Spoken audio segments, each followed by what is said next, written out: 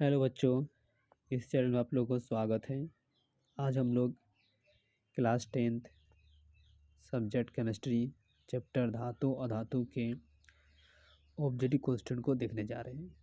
इसमें total 50 objective question हैं जो हमारे बोर्ड एग्ज़ाम 2025 के लिए काफ़ी महत्वपूर्ण है।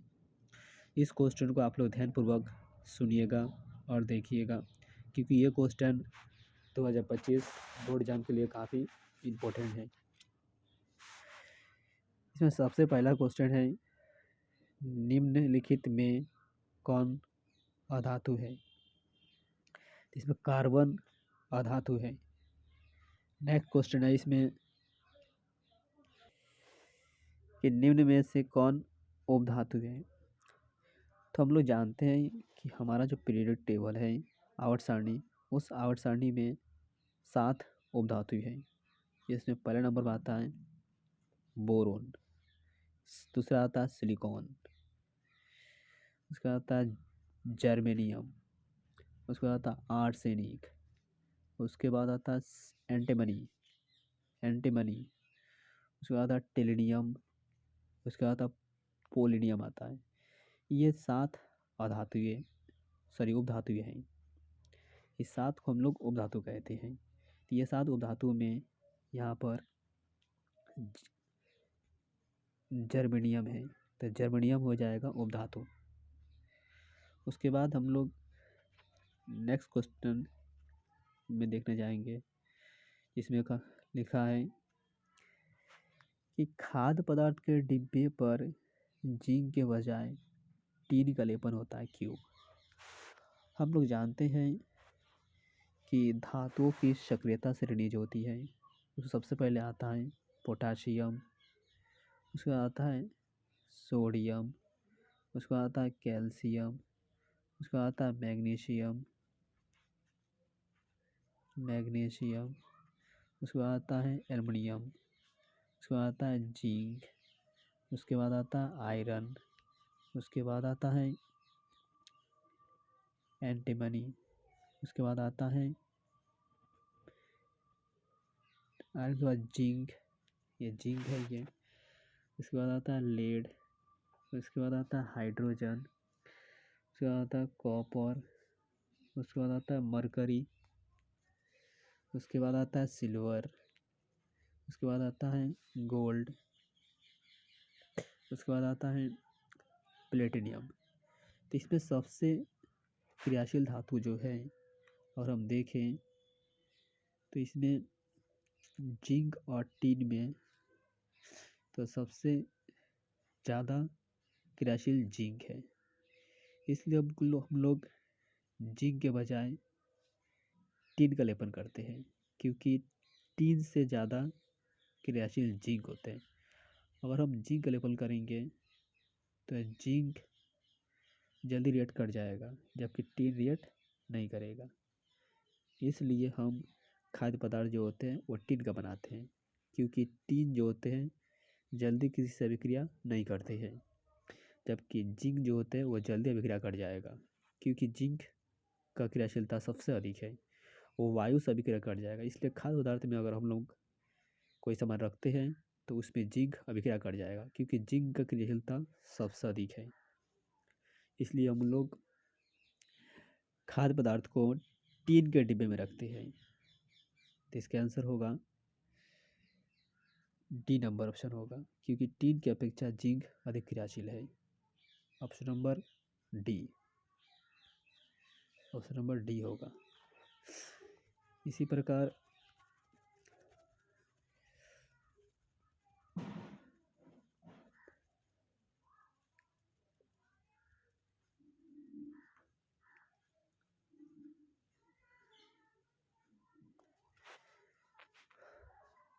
फोर्थ नंबर क्वेश्चन कह रहा है कि कौन विद्युत का सर्वोत्तम सुचालक है? तो इसमें सुचालक की क्रियाशीलता अगर देखें तो सबसे ज़्यादा होता है सिल्वर की सुचालकता होता है, उससे थोड़ा कम होता है कॉपर, उससे थोड़ा कम होता है एल्युमिनियम, उससे कम होता है आयरन, उससे कम होता है टंगस्टन, तो इसमें सबसे ज़्यादा क्रियाशीलता होगा सिल्वर का। सिल्वर को हम लोग सर्वत्र सुचालक धातु कहते हैं, इसलिए यहाँ पर ऑप्शन नंबर होगा बी होगा आंसर। ऑप्शन बी माने सिल्वर। सिल्वर सबसे अधिक सुचालक धातु है।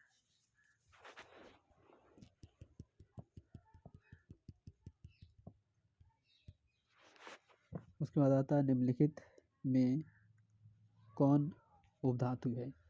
तो हम लोग अभी पढ़ चुके हैं उपधातुओं में 7 उपधातु होते हैं, जिसमें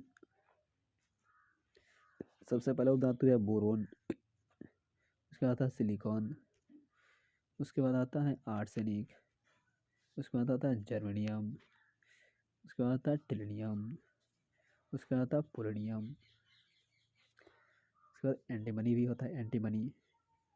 तो ये 7 उपधातु है। तो इसमें उपधातु में एंटीमनी आएगा आंसर। हमारा ऑप्शन नंबर डी होगा इसके आंसर होगा।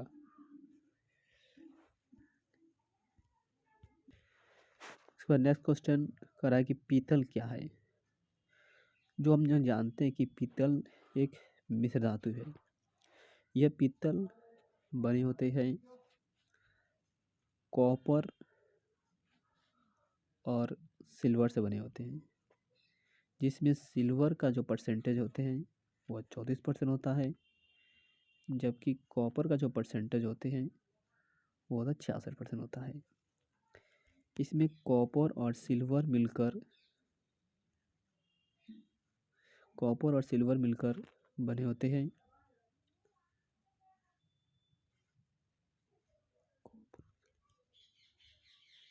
कॉपर और जिंक मिलकर बने होते हैं जिंक। तो कॉपर और जिंक मिलकर बना होता है पीतल। तो कॉपर, ये जिंक लिखा, सॉरी मिस्टेक हुआ था पहले, जिंक होगा आंसर। जिंक और कॉपर मिलकर बने होते हैं पीतल बने होते हैं। पीतल को हम लोग ब्रास कहते हैं, इसको ब्रास भी बुलाया जाता है पीतल को। इसको आप लोग याद रखिएगा, कॉपर और प्लस जिंक, इस दो से मिलकर ये बना होता है पीतल। इसमें नेक्स्ट क्वेश्चन है निम्न में से कौन आयनिक यौगिक है। तो हम लोग जानते हैं कि आयनिक यौगिक जिसमें आयनों का आदान प्रदान होता है। तो इसमें अगर हम देखें तो कैल्शियम कार्बोनेट ही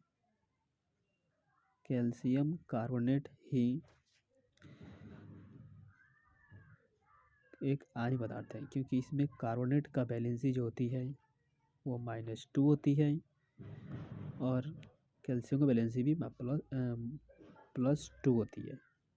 तो यहाँ पर दोनों कैंसिल आउट होकर बन गया CaCO3, मतलब CaCO3 बना है। ये कैल्शियम कार्बोनेट जो है वही एक आयनिक यौगिक है। तो इसमें इसका करेक्ट ऑप्शन हो जाएगा ऑप्शन नंबर डी होगा। इसके बाद नेक्स्ट क्वेश्चन है निम्न में कौन सा पदार्थ ऑक्सीजन से संयोग नहीं करता है। तुम लोग जानते हैं कि सबसे कम क्रियाशील धातु इसमें गोल्ड है, इसलिए गोल्ड ऑक्सीजन से विक्रिया नहीं करेगा। क्योंकि हम लोग एक क्रियाशीलता श्रेणी जानते हैं, जिसमें पहला सबसे अधिक क्रियाशील धातु पोटाशियम, उसके बाद आता है सोडियम, उसके बाद आता है कैल्शियम, उसके बाद आता है मैग्नीशियम, उसके बाद आता है एल्युमिनियम, उसके बाद आता है जिंक, उसके बाद आता है आयरन, उसके बाद आता है टीन, उसके बाद आता है प्लेड, उसके बाद आता है हाइड्रोजन, उसके बाद आता है कॉपर, उसके बाद आता है मर्क्यूरी, उसके बाद आता है सिल्वर, उसके बाद आता है गोल्ड, उसके बाद आता है प्लेटिनियम। तो इसमें सबसे क्रियाशील धातु हो गया पोटाशियम, उसके बाद सोडियम, उसके बाद कैल्शियम, उससे कम मैग्नीशियम, उससे कम एल्युमिनियम, उससे कम जिंक, उससे कम आयरन, उससे कम टीन, उससे कम लेड, उससे कम हाइड्रोजन, उससे कम कॉपर, उससे कम मर्क्यूरी, उससे कम सिल्वर, उससे कम गोल्ड, उससे कम प्लेटिनियम। तो इसमें सबसे कम क्रियाशील धातु अगर देखें तो इसमें गोल्ड ऑप्शन में दिया है, इसलिए इसका आंसर गोल्ड होगा।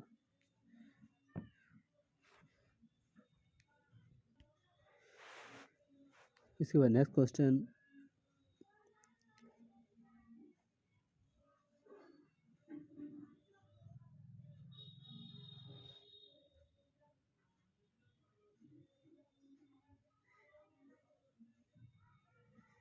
शुद्ध सोना को व्यक्त किया जाता है किसके द्वारा? तो शुद्ध सोना को अगर व्यक्त किया जाता है तो इसमें शुद्ध सोना में आता है 24 कैरेट से हम लोग शुद्ध सोना को व्यक्त करते हैं। 24 कैरेट से शुद्ध सोना को व्यक्त किया जाता है। कौन सा अधातु कमरे के ताप पर द्रव अवस्था में होते हैं? तो पारा एक ऐसा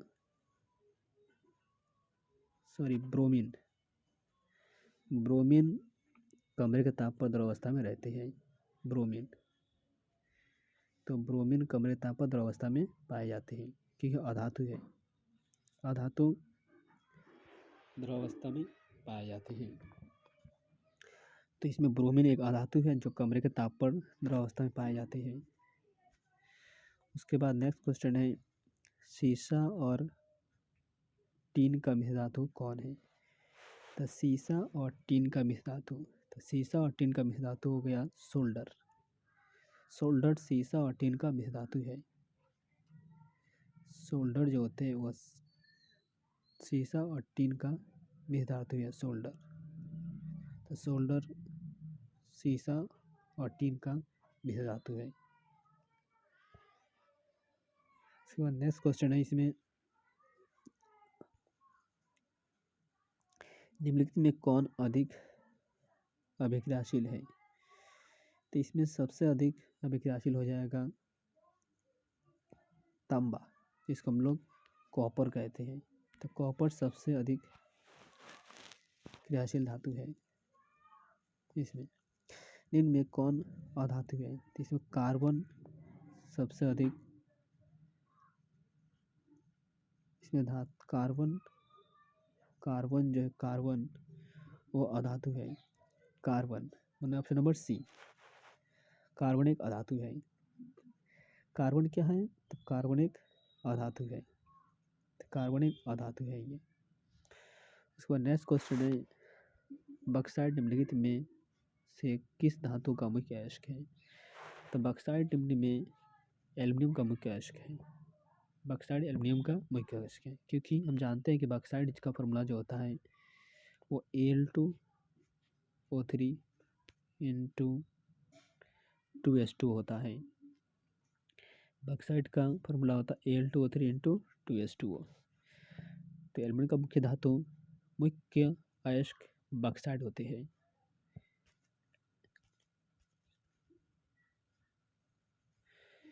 तो एल्युमिनियम एक अयस्क है जो बक्साइट का है। निम्न में से किस धातु का गलनांक सबसे कम होती है? तो इसमें सोडियम का गलनांक सबसे कम होती है क्योंकि सोडियम का गलनांक इतना कम होती है कि वह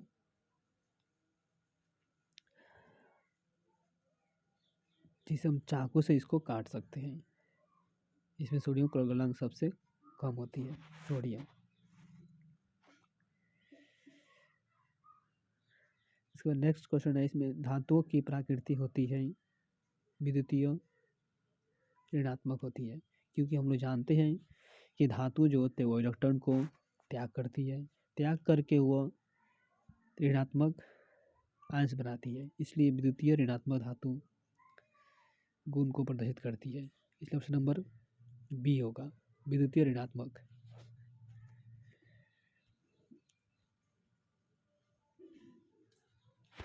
लोहा एवं इस्पात को जंग से सुरक्षित रखने के लिए उन पर किन धातुओं का परत चढ़ाया जाता है? लोहा और इस्पात को सुरक्षित बचाने के लिए हम लोग जिंक का परत चढ़ाते हैं क्योंकि क्योंकि इसमें क्रियाशीलता श्रेणी के हिसाब से अगर देखें तो इसमें जिंक, सोना, चांदी और तांबा तीनों से ज़्यादा क्रियाशील है और ये ऑक्सीजन से क्रियाशील करके जिंक ऑक्साइड बनाते हैं। जिंक से बनाते हैं जो सोना, चांदी और तांबा को बचा लेते हैं। ये जिंक ऑक्साइड का परत ऑक्सीजन को सोना, चांदी और तांबा से अभिक्रिया कराने से रोकती है, इसलिए जिंक ऑक्साइड ही रोकता है उसे। इसलिए हम लोग को जिंक का परत चढ़ाना चाहिए लोहा या इस्पात को जंग से बचाने के लिए।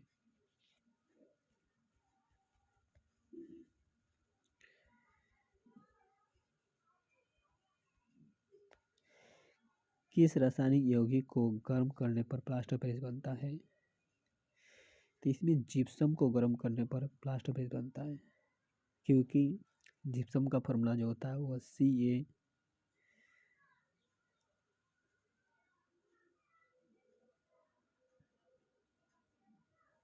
CaSO4 इंटू 2s2 होता है। ये जिप्सम का फॉर्मूला है। इसको गर्म करने पर बनता है प्लास्टर ऑफ पेरिस का फॉर्मूला होता है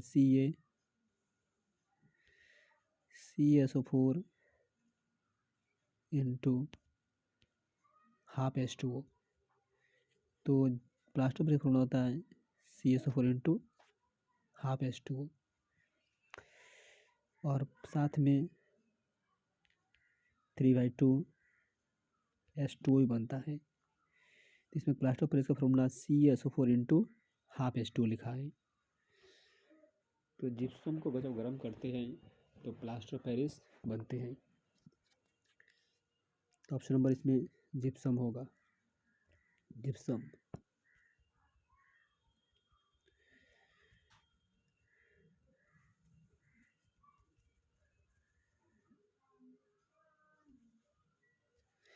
नेक्स्ट क्वेश्चन है, विद्युतीय अपघटनीय परिष्करण में शुद्ध धातु को बनाया जाता है कैथोड, नहीं एनोड बनाया जाता है, एनोड। अशुद्ध धातु को बनाया था कैथोड, जबकि अशुद्ध धातु को एनोड बनाया जाता है। यहाँ पर अशुद्ध धातु लिखा है तो यहाँ पर एनोड होगा आंसर, यानी कि विद्युतीय अपघटनीय परिष्करण में अशुद्ध धातु एनोड को बनाया जाता है। क्यों? क्योंकि हम लोग जानते हैं कि इस तरह का होता है, अगर हम इसमें इस रॉड को प्लस करें या इस रॉड को, इसको हम लोग रखते हैं शुद्ध कॉपर, इसको अगर रखें अशुद्ध कॉपर तो इसको हम लोग को रखना पड़ेगा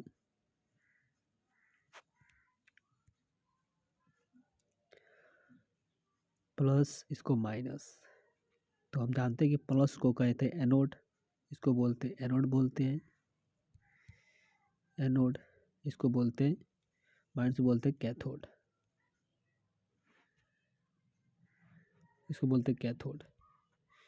ये कैथोड हो गया। जब हम करंट देंगे यहाँ पर तो क्या होगा, एनोड से निकलकर Cu+ वो चल जाएगा कैथोड में, क्योंकि Cu एनोड है, इसका प्लस चार्ज है, तो प्लस चार्ज जाएगा माइनस की ओर। इसीलिए हम लोग कैथोड का इस्तेमाल करते हैं शुद्ध धातु के लिए। शुद्ध धातु का जो इलेक्ट्रोड होता है वो कैथोड होता है। इसमें नेक्स्ट क्वेश्चन है, जब मैग्नीशियम फीता को जलाया जाता है तो उत्पन्न आग की लो है, इसमें होगा चमकीली उजाला की तरह होता है, माने सफ़ेद होता है, सफ़ेद। तो सफ़ेद होता है इसमें मैग्नीशियम फीते को जलाने पर। नेक्स्ट क्वेश्चन है, इसमें लोहा की परमाणु संयोजकता कितनी होती है? तो लोहा की परमाणु संयोजकता 26 होती है। इसको आप लोग याद रखिएगा, लोहा की परमाणु संख्या जो होती है वो 26 होती है, जबकि इसकी संयोजकता जो होती है वो +2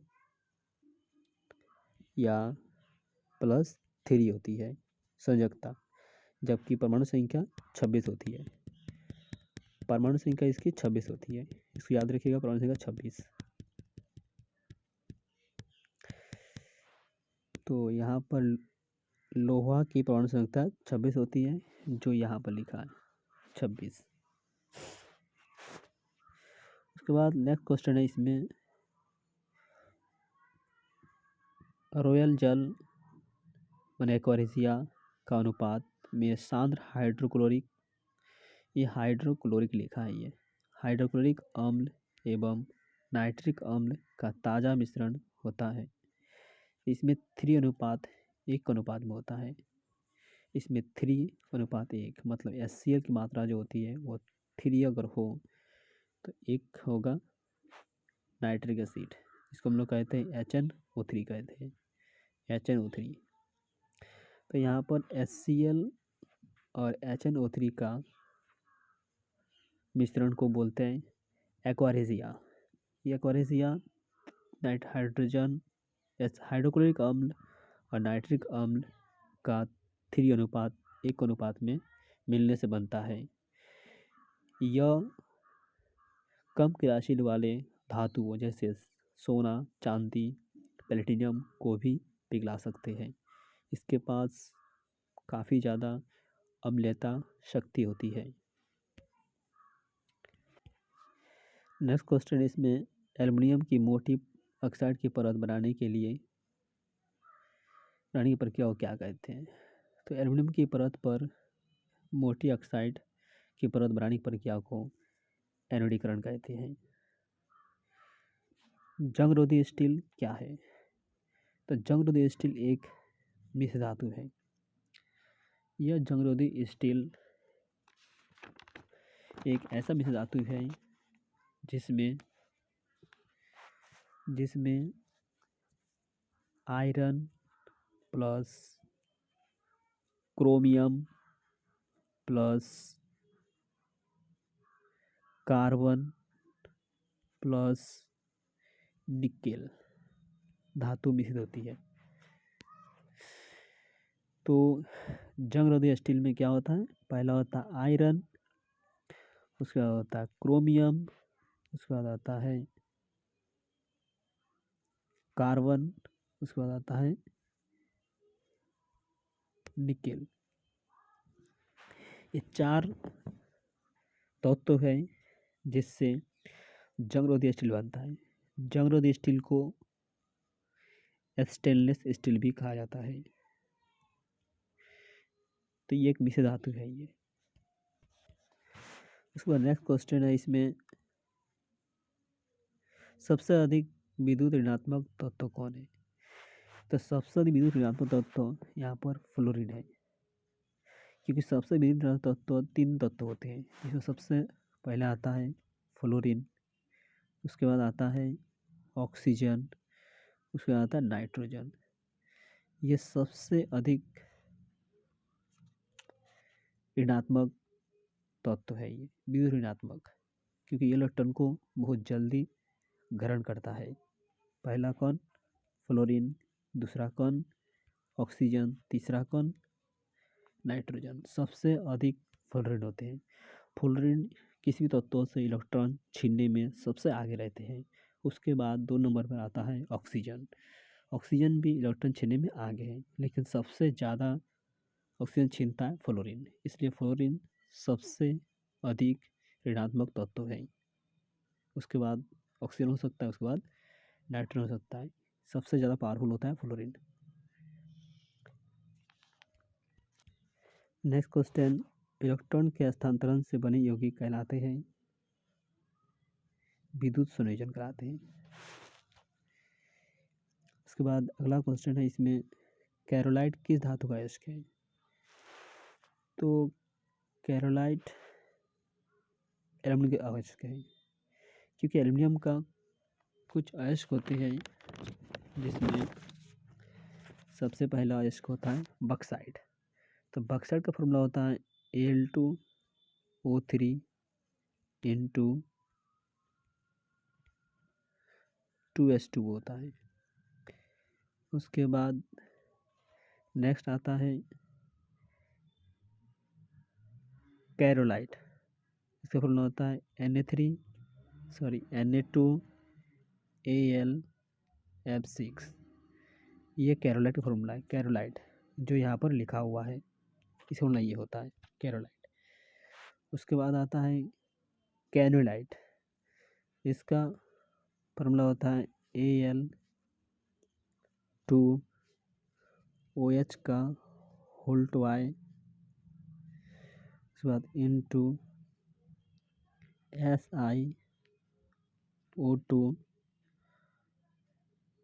SiO2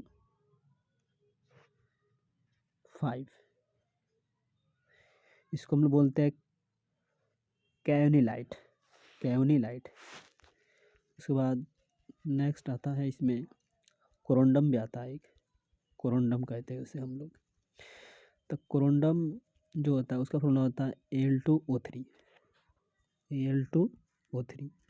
इसका होता है कोरोंडम। और नेक्स्ट आता है कोरोंडम का क्या होता है Al2O3 कोरोंडम।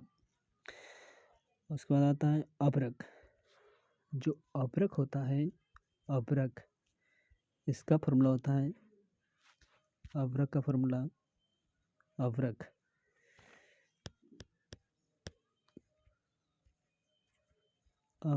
होता है K2O3Al2O3 into 6 SiO2 into 2H2O। ये हो गया ऑपरो का फॉर्मूला। इसके बाद नेक्स्ट क्वेश्चन है, इसमें निम्न में से किस धातु को चाकू से काटा जाता है? तो हम लोग जानते हैं इसमें 3 धातु ऐसे होते हैं जिसे हम लोग चाकू से आसानी से काट सकते हैं। इसमें पहला नंबर आता है सोडियम, उसके बाद आता है पोटाशियम, उसके बाद आता है लिथियम। ये 3 धातु हैं जिसे हम आसानी से चाकू से काट सकते हैं।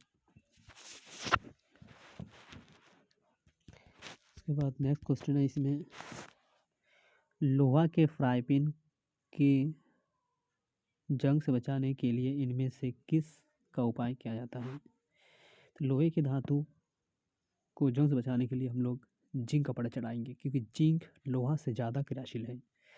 ज़्यादा क्रियाशील होने के कारण वो ऑक्सीजन से रिएक्ट करके बनाता जिंक ऑक्साइड, और ये जिंक ऑक्साइड लोहे को जंग से बचा देते हैं, क्योंकि ये जिंक ऑक्साइड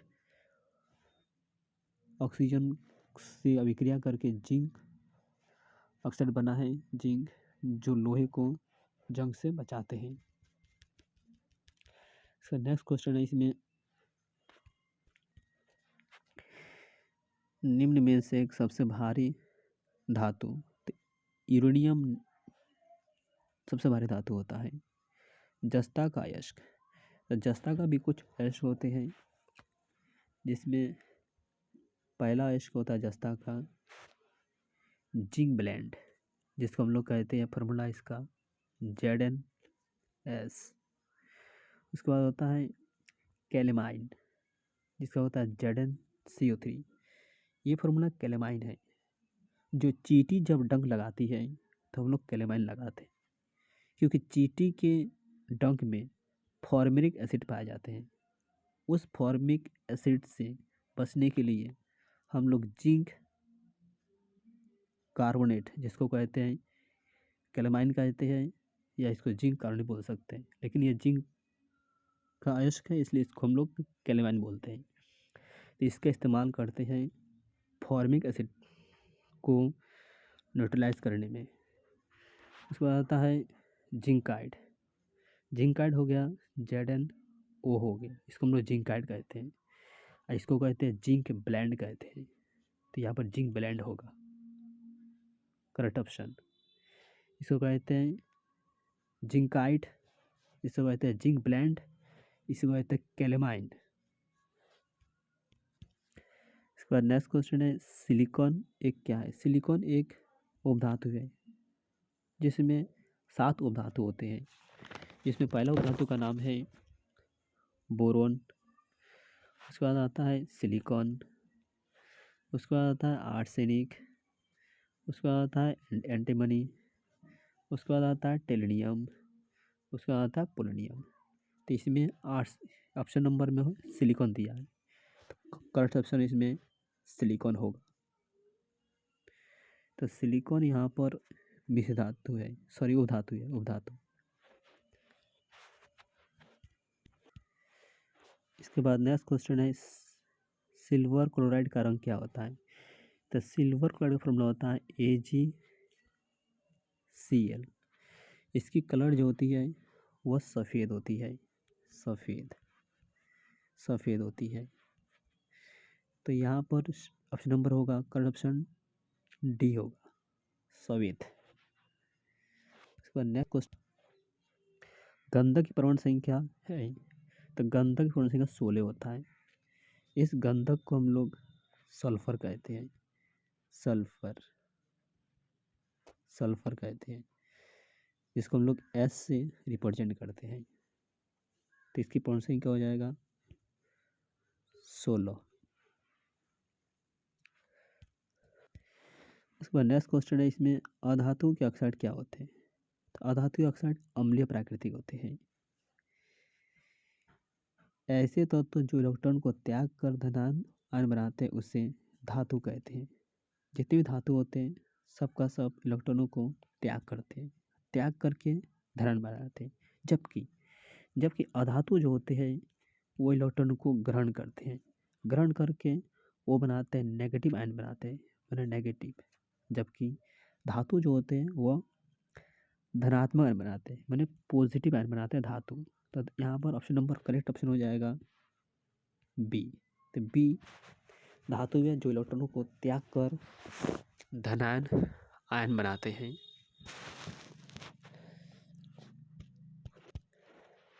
इसमें नेक्स्ट क्वेश्चन है स्टेनलेस स्टील में लोहा एवं कार्बन के अलावा अन्य धातु कौन है। तो हम लोग जानते हैं कि स्टेनलेस स्टील को जंगरोधी स्टील कहते हैं। जंगरोधी स्टील बना होता है iron plus chromium plus carbon plus nickel. तो इसमें निकेल तो इसमें करेक्ट ऑप्शन हो जाएगा लोहा। तो यहाँ पर है लोहा, कार्बन भी है, कार्बन है, तो इसमें करेक्ट ऑप्शन हो जाएगा क्रोमियम और निकेल होगा। तो इसका आंसर क्रोमियम और निकेल होगा। जो नेक्स्ट पेज यहाँ पर लिखा है क्रोमियम निकेल, करेक्ट ऑप्शन ये होगा। नेक्स्ट क्वेश्चन है इसमें एक धातु जो हथेली पर रखने पर पिघल जाता है। तो यहाँ पर करेक्ट ऑप्शन सीजियम होगा, क्योंकि सीजियम का जो गलनांक होती है वो 28 डिग्री सेल्सियस होती है।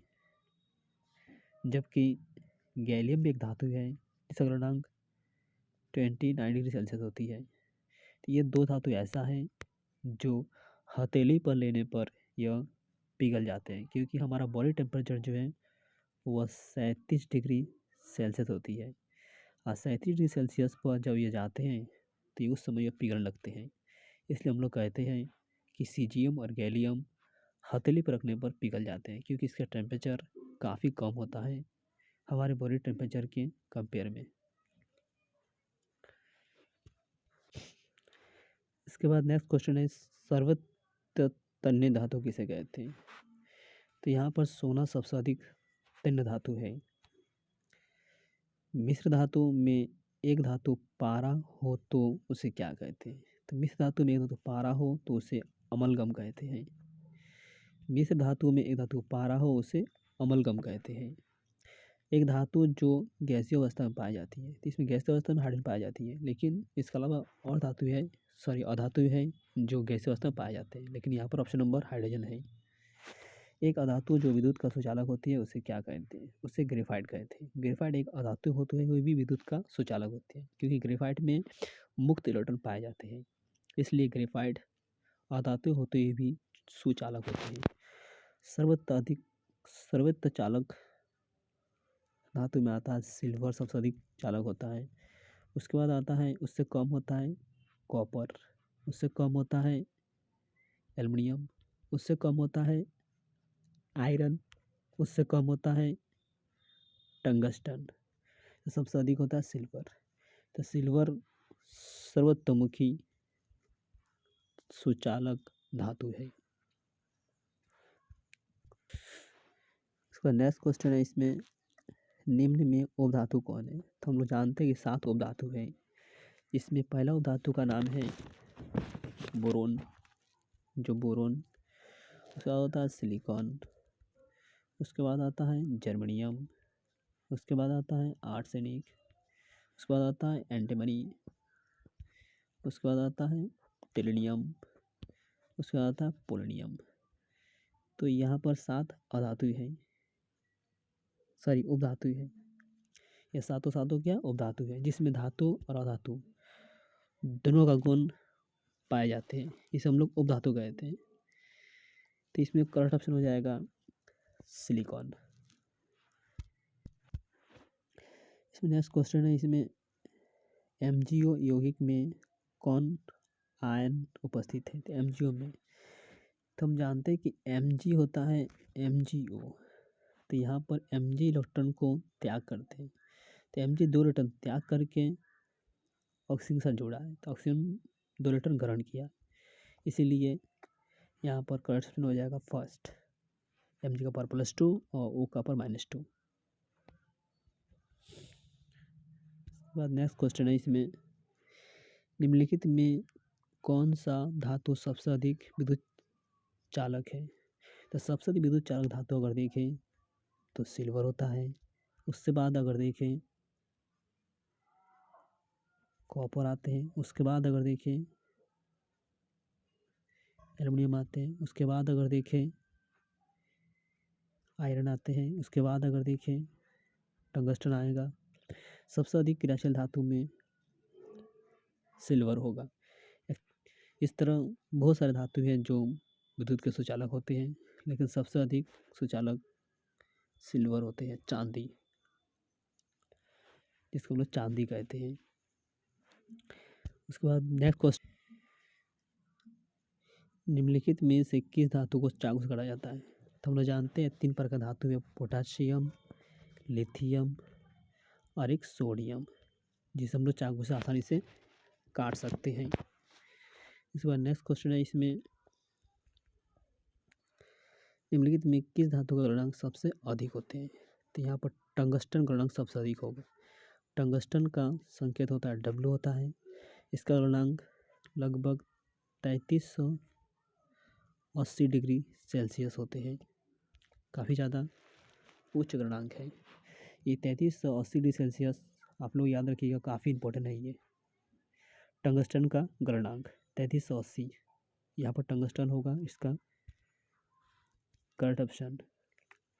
नेक्स्ट क्वेश्चन है, इसमें कि निम्नलिखित में किस धातु का उपयोग बिजली के तार में किया जाता है? तो यहाँ पर ऑप्शन में B और C होगा, लेकिन क्वेश्चन के हिसाब से इसमें ऑप्शन B लगाएगा टिक, लेकिन तांबा एल्युमिनियम हो सकता है, लेकिन आंसर इसमें B होगा, क्योंकि इसमें ऑप्शन B और C अगर कहीं लिखा होता तो हम B और C लगाते हैं, लेकिन यहाँ पर तांबा सबसे बेस्ट है एल्युमिनियम की तुलना में, इसलिए तांबा विद्युत का जो बिजली का तार है उसमें यूज़ किया जाता है। यहाँ पर एल्युमिनियम भी इसका आंसर हो सकता है, क्योंकि एल्युमिनियम का इस्तेमाल भी हम लोग बिजली के तारों में करते हैं। तो इसमें टोटल 50 क्वेश्चन आप लोग को कंप्लीट हुआ है। ये क्वेश्चन 2025 बोर्ड एग्जाम के लिए काफ़ी महत्वपूर्ण है, इसको आप लोग ध्यान से देख लीजिएगा।